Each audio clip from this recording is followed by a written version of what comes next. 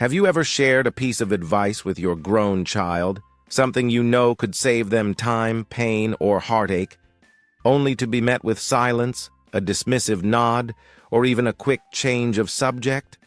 It hurts, doesn't it? You think to yourself, if only they would just listen. You've walked the road.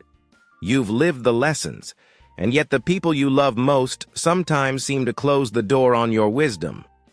But here's the truth. Being ignored doesn't mean you're unimportant. It simply means the way we guide our adult children must shift. Today, I want to share gentle yet powerful ways you can remain an influential voice in your children's lives, even when they don't seem to want your advice. 1. Understand why they resist. The first step is empathy. Remember when you were younger?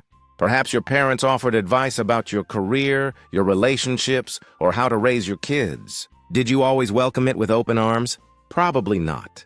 Take Margaret, for example, a mother of 2 in her late 60s.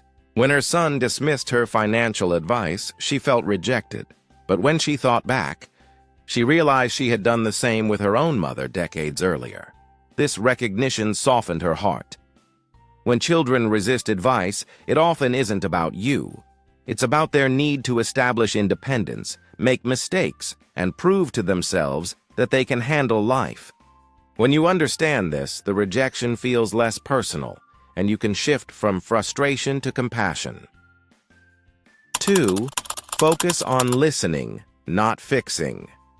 One of the greatest gifts you can give your adult child is your ear, not your answers. Many parents fall into the trap of solving problems before they are even fully heard. But often, children don't want solutions. They want to feel understood. Consider David, a retired teacher, who used to jump in with lectures whenever his daughter complained about her stressful job. She eventually stopped calling as often. One day, David decided to just listen, to nod, to empathize, and to say, "That sounds really hard." To his surprise, their conversations grew warmer and more frequent. Listening builds trust. And when trust is present, your children are more likely to turn back to you when they truly need guidance. 3. Offer stories. Instead of instructions, think about the difference between saying, "You should do this," versus, "When I was your age, I went through something similar and here's what I learned." Stories don't lecture. They invite reflection. For example, instead of telling your daughter to avoid overspending, you might share a story of how you once fell into debt and what it taught you.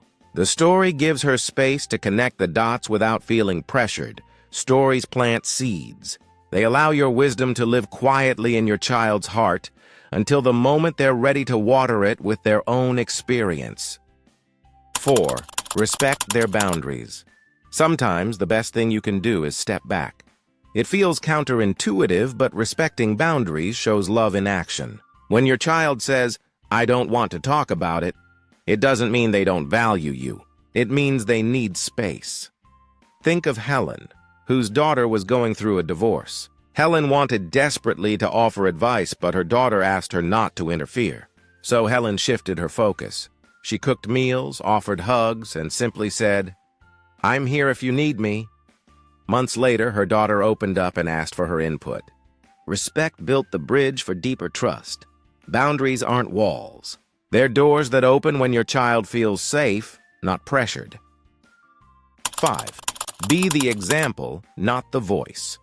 Actions speak louder than words, especially in family. Your children might not always follow what you say, but they notice how you live. For instance, Peter, a grandfather, wanted his son to prioritize health. Instead of nagging, Peter began walking daily, eating better, and sharing how much more energy he had.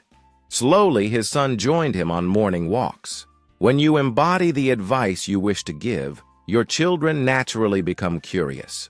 They see the joy, peace, or health in your life and may begin to mirror it without you ever having to repeat yourself. 6. Choose connection over being right. At the heart of every family relationship is love. Sometimes we cling to being right, thinking it will secure respect. But in truth, insisting on being right often pushes children further away. Ask yourself, what matters more, winning the argument or preserving the connection? When Anna's son chose a career she disagreed with, she wanted to argue endlessly. Instead, she chose to say, "I may not fully understand, but I'm proud of your courage." Years later, he thanked her for supporting him when others doubted him. Choosing connection means choosing the long-term relationship over the short-term victory, and that's where influence quietly grows. 7. Keep love at the center. Finally, remember that advice is only one way of showing love. Your children may not always accept your words, but they can always feel your heart. Simple gestures, checking in, sending a kind message, or offering a hug often mean more than any advice could. Even when unspoken, your steady presence whispers, "You're not alone. I believe in you." And that kind of support never goes unnoticed, even if it isn't always acknowledged. So, what should you do when your children ignore your advice? Understand their perspective. Listen more than you speak, share stories. Respect their boundaries, live as an example, value connection over being right. And above all, keep love at the center. Now, I'd love to hear from you. Have you ever felt ignored when giving advice to your children? How did you handle it, and what did you learn from the experience? Share your thoughts in the comments. I rate everyone.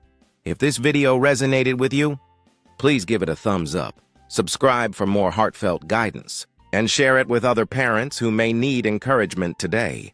Together, we can build stronger families filled with patience, wisdom, and love.